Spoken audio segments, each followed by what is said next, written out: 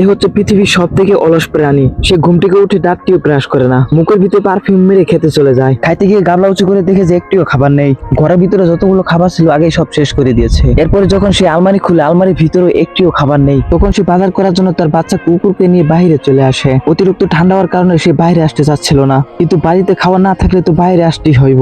এই জায়গায় আবার দেখা যায় সেন্টার গান করতেছে, সেটা আবার এর পছন্দ হচ্ছিল না, তাই সে ওখান থেকে চলে আসতে থাকে। তখন লোকজন তার পিছে পিছে এসে ড্যান্স করতে থাকে। এটা থেকে সে অনেকটা ভয় পেয়ে যায় আর এখান থেকে দূরিয়ে পালিয়ে যেতে থাকে। সে ওখান থেকে পালিয়ে এসে একটি ঘরের ভিতরে ঢুকে যায় আর সাথে সাথে সে দরজাটি বন্ধ করে দেয়। তখন এখান থেকে তার মনের মতো করে বাজার করে নেয়। সব বাজার করা শেষ হয়ে গেলে সে বাসায় চলে যায়। শীতকাল হওয়ার ফলে এই জায়গায় ভালো একটি মেলা হইতেছে আর এই এলিয়েনটি দূরবীন দিয়ে সেটি দেখে নেয় আর সে ভাবে এই মেলার ভিতরে একটি মিসাইল ছুটতে হবে। বরফের পাহাড়টি ভেঙে যায়, মিসাইলটি একাই চলে যায়। তারপরে এটিও মিসাইলের মতো উড়ে চলে যায়। সে ওখান থেকে উড়ে উড়ে এসে একটি সেন্ট্রার পোশাকের ভিতরে পড়ে যায় আর সবাই ভাবে এটাই সেন্ট্রা।